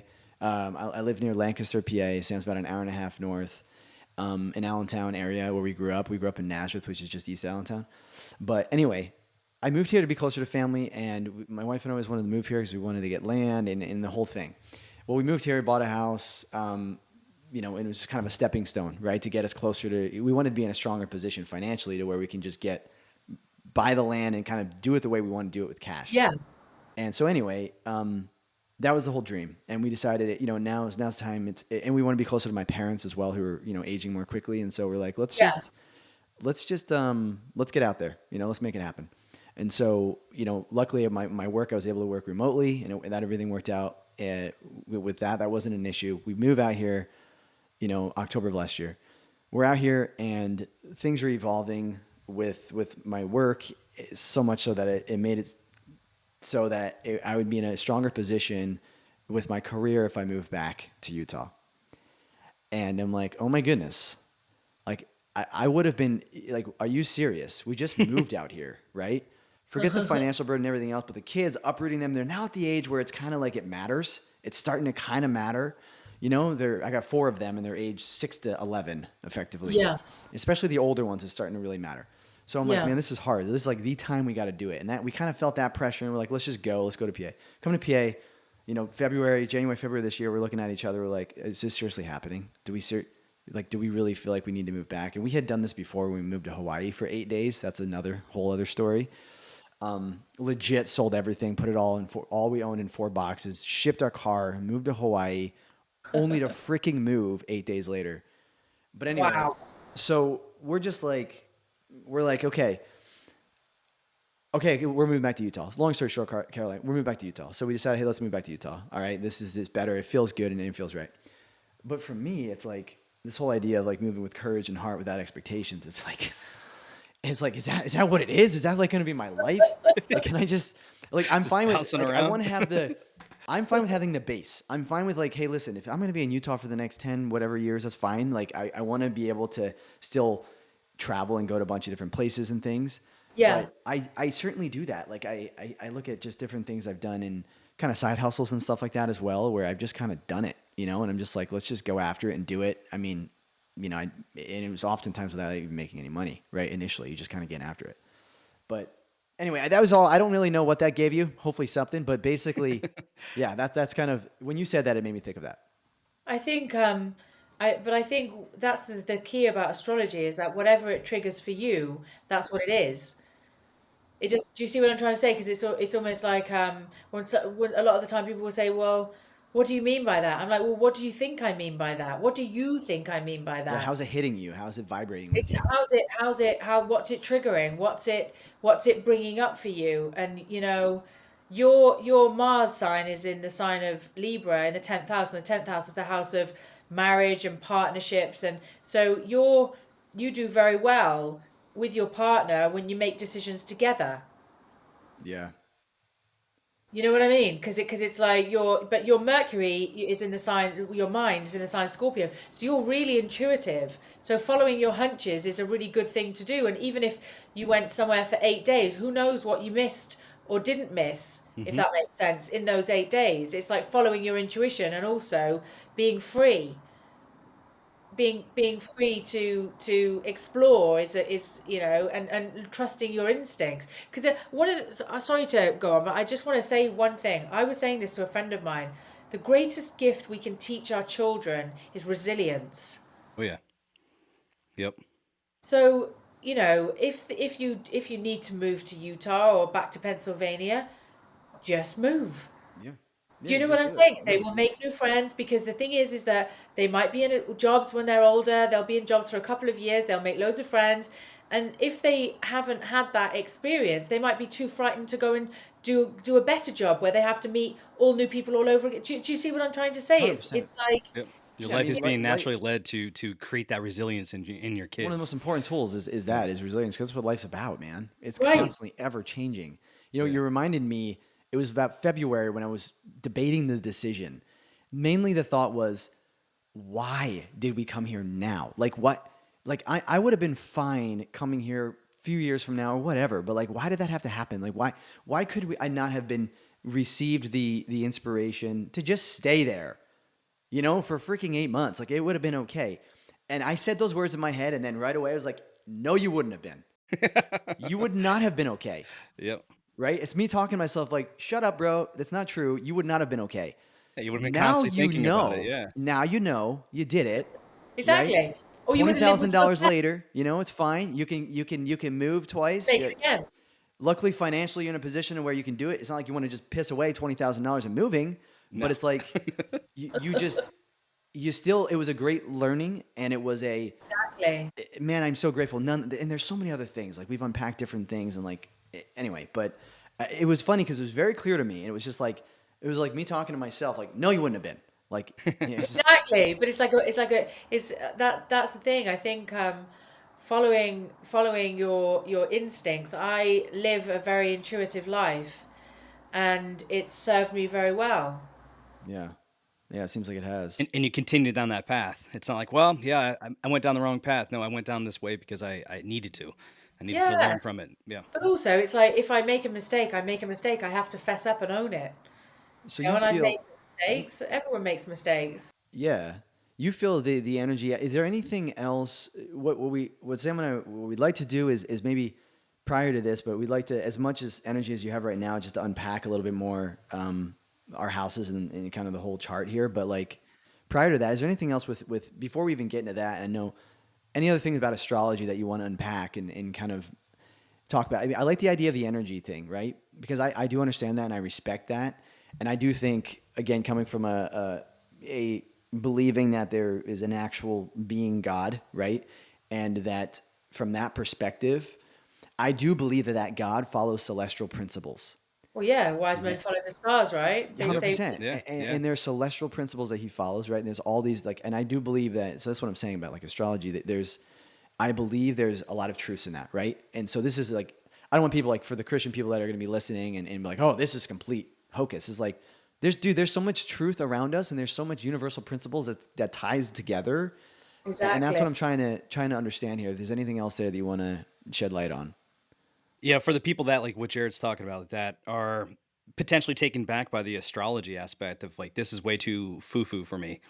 Like my God doesn't do this, Yeah, exactly. but, He never where told me we're that in the coming Bible. from. I'm not doing it. Yeah, he never told me that in the Bible. Like where my perspective is, this is a freaking sweet tool that it It doesn't matter what God you have. It's a tool because the stars are is. around all of us. Yeah. And it all is actual in our lives. Why not use just one of these tools? If people Exactly. believe in love language, that's a tool. If people believe in personality types, that's another tool Yeah, to help you exactly. guide throughout life. So, yeah. So, I agree, Sam. And I think the other thing is that as long as it's used with love, yeah, yeah. as long as it's used with love, because there are many people that you can use astrology to read the financial markets. JP Morgan was he has a very famous quote online. It says, JP Morgan's he said, to become a millionaire is easy, to become a billionaire takes good astrology. Oh, And he worked with an astrologer. She was like the first celebrity astrologer in the world, probably. And she was an American astrologer called Evangeline Adams, Aquarius again. But he didn't always use it as a force for good. okay. No. Yeah, You yeah. know what I mean? No, He launched the world's first he's billion-dollar corporation, US Steel, and he very much used astrology. I mean, if you only have to go to how the do you JP use it? Morgan Museum, Like, what do you mean he used astrology? We're talking he about my used chart here, but how did he use it? An example. What do you think? he didn't understand astrology. I mean, I'm sure he understood it, but he used an astrologer called Evangeline Adams to consult him. So he would basically, I'm sure, it's very much like when's good dates to launch, when are good dates to launch this, when is a good time to do that. Is this because astrology is also, the best astrologers have a very strong sense of logic as well, because it's all about interpretation. Because all it is I'll just show you.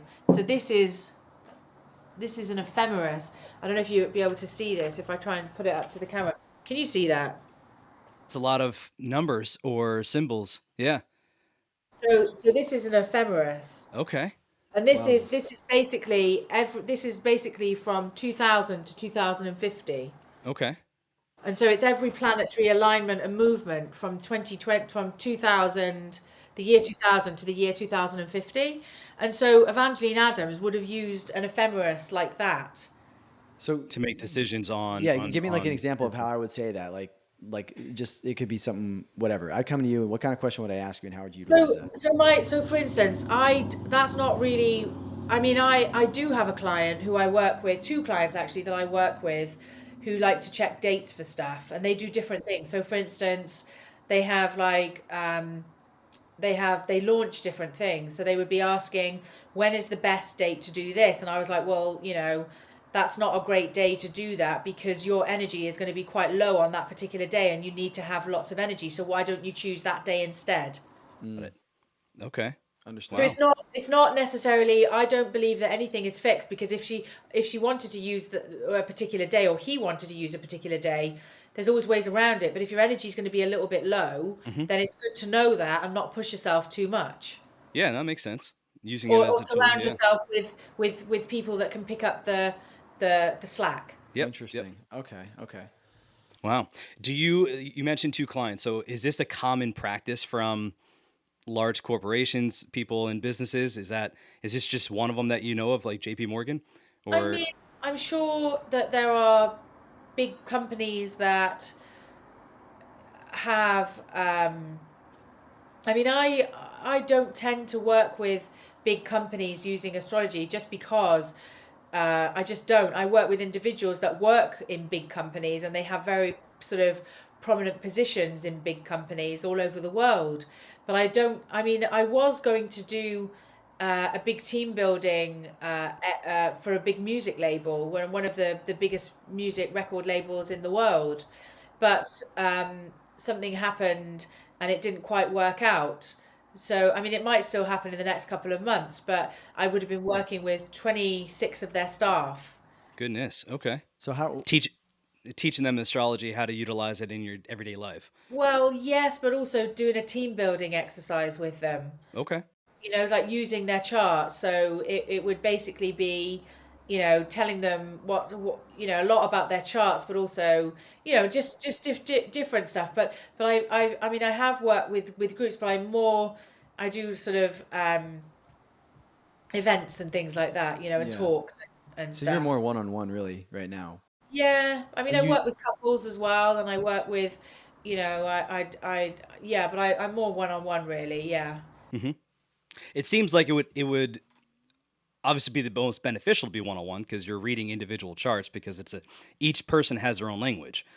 So to do that as a group, it's not impossible, but it could be very, very draining. Number one, as an astrologer, or two, it could be just time consuming itself. I've done it a few times for groups, and I find it really interesting. I've done it for like Hmm. families and family dynamics. Okay. So Wow. it's quite interesting. It's the only time it's draining is if people bring big egos and I can't read them properly Okay.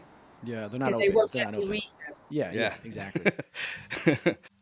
That's fascinating. And I think however you want to now unpack, looking at our charts, and you already talked about two things from mine. I think there's some things in that people can understand, because the whole point is obviously we want people to learn about you, but just make it a little bit more approachable, right? Make this language a little bit more approachable. And I think in getting the book, that'll be really helpful for people listening to this. Will help them Yeah. understand, like, oh, this is actually isn't so weird. Okay, this is kind of interesting. And I think Okay, so unpacking the charts would help. Good. yeah, so Jared, if I don't know if you can, when I this got it goes right here. live, if you can flash up the section that I'm talking about, is that how this is going to work? Are you able to do We that? could, yeah, we'll Yeah, figure it it's a out. video aspect. We'll try to do that. Yep.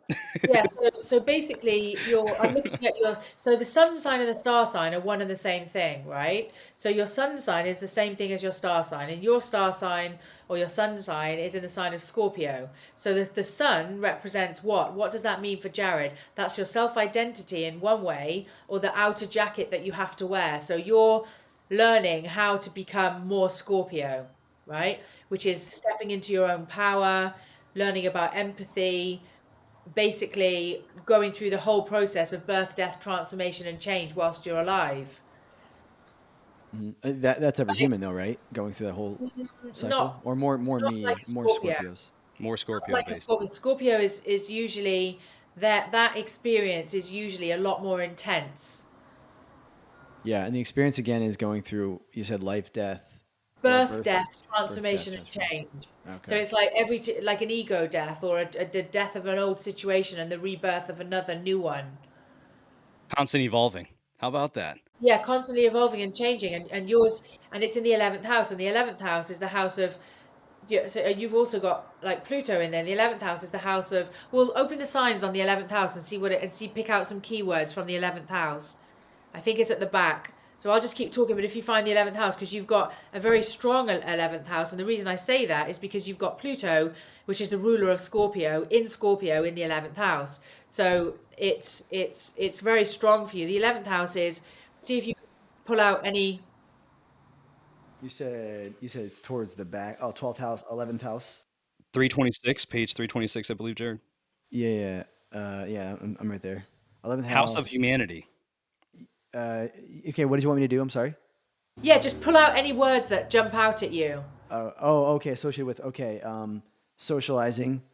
Yes. Excuse me. Media, intellectual connections in particular, networking, Yes. awareness. Yeah, I mean that's like all of those Yeah. hit groups. So yeah, Growing up, that's what Jared. I remember him.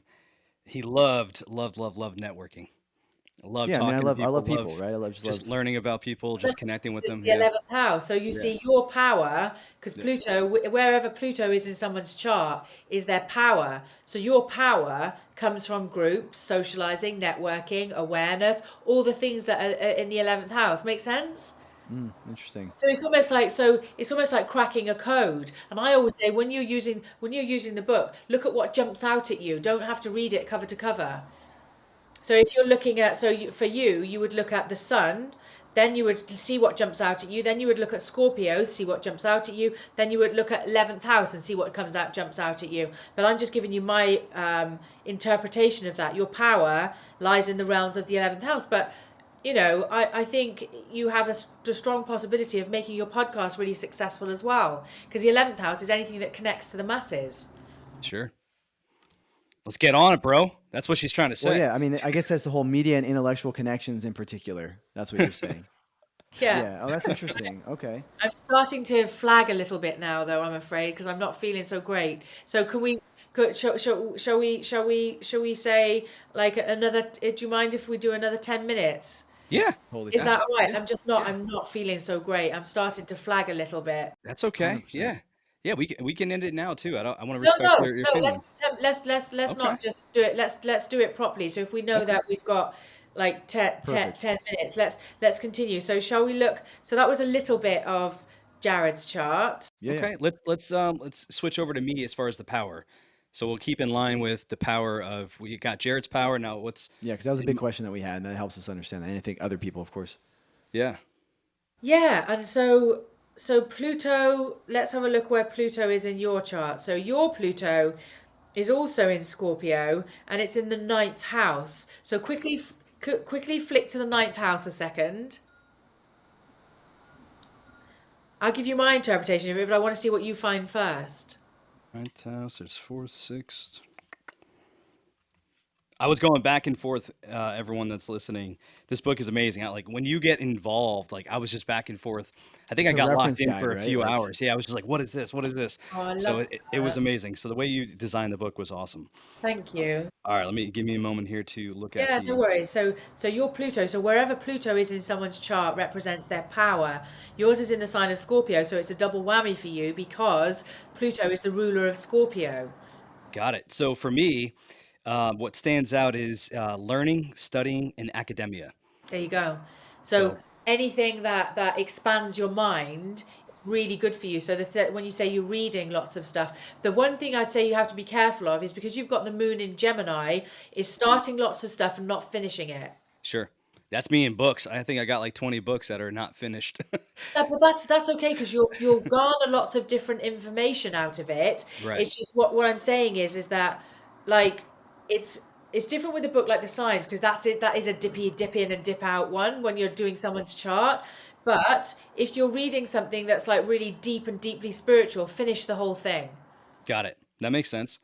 So because that what also comes sticks out to me is negative feelings about religion. interesting. Yeah, that's huge because spirituality and religion, but particularly a negativity around that. yeah, wow, that is very interesting. You Yeah, I see, mean, but the thing is that your power actually comes when you find your own way. For sure. And that's where the journey that I'm yeah, on that's right where he's now at in right my now. life. Yeah. That's exactly where I'm at for everyone that's listening is the background. So in this novel that I'm creating, it talks about this religious background that I had that started this journey for me. So as I'm reading and deep diving into all this information, that's very interesting that the ninth house, that negative feelings about religion. It's Uh, it's it's and it's in. not, I won't even say negative feelings, but it's definitely more of I align very much with you, Caroline. So Yeah. you and I are very synergetic with this, where I don't, there's a time and place for religion, but it's not for everyone, No, it's not. right? It's almost about spirituality and also trying to be the best version of Hmm. ourselves that we can possibly be and just being nice people. I mean the thing is that, a lot of the time people think that, you know, really spiritual people, the best spiritual people I know, they've got very strong boundaries and they're not frightened to tell someone to F off. Yeah. Sure. Sure. Yeah. Sure. No, You know what 100%. I They mean? know. Yeah. Yeah. It's like I don't do this. I don't do that. I'm not interested in that. Is that kind of what you're referring to? Yeah, and boundaries. It's almost like, oh, well, you're a really spiritual person, therefore you should help this person, or you should do that, or I'll never forget. This one person emailed me once and said, oh, sent me this really long email saying about how they were drowning and they were having a really hard time, and they said that they couldn't afford my rates, so they wanted me to work with them. So I said to them, now bear in mind that, my rates are my rates because I've been doing what I do for many moons and I'm good at what I do, and so that's the reason why my rates are my rates. But if someone is genuine and they really wanted to work with me and they don't have, they can't manage my rates, as long as it's genuine and, I'm happy to try and work with people. Do you see what I'm Sure. saying? So, Sure. Absolutely.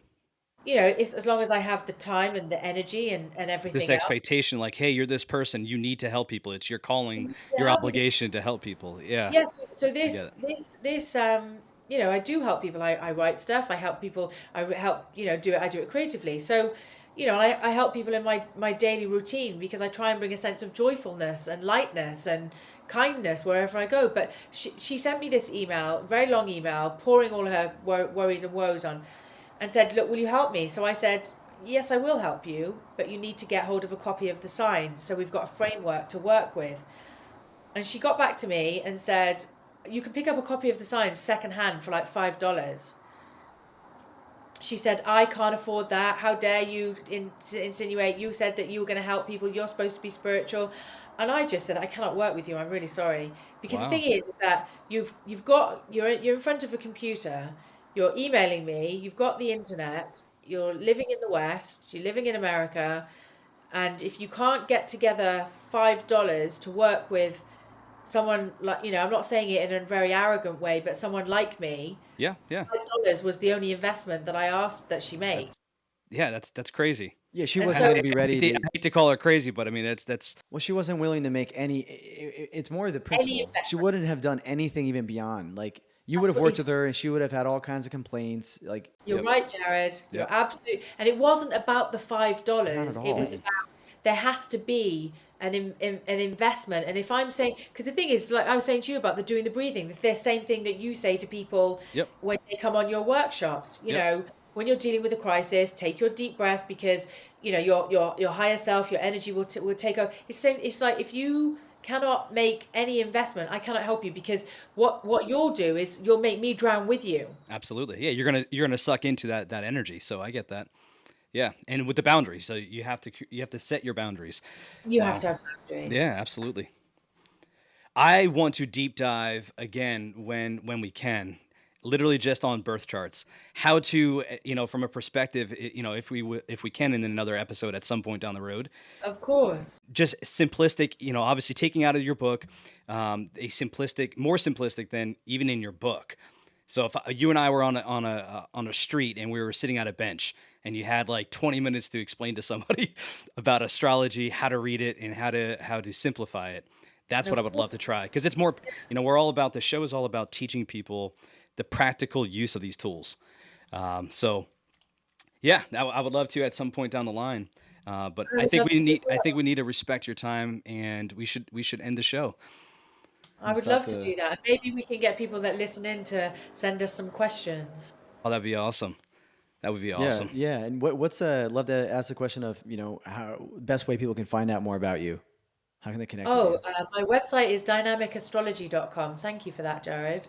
So basically go to my website. There's a bio on there. I think that there's stuff online as well, but I think that the book itself is quite revealing, because I put, and a lot of people say, you talk too much about your clients. But the only reason I talk about clients is a lot of the instances are like 4 clients rolled into one, because I'm trying to show people how to do it. There's apparently there's going to be a 10-year anniversary edition of the signs in 2027, so we're kind of talking about that at the moment. That's it was been out for 10 years, so there'll be some characters that will be in there and some characters that are going to be removed from there, because there's lots of different people that you're learning about. Thank you so much for having me. It was riveting.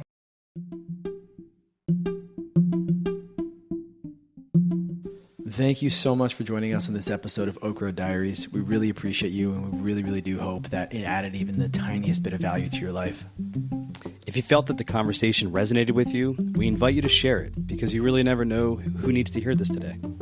You can find more tools for intentional living and the 7 pillars of transformation at thehappyatrium.com, or connect with us on our socials at thehappyatrium. We'd love to see and interact with you there. Until next time, keep tending to your inner child, one breath, one step, and one story at a time. Take care, and we'll see you down the road.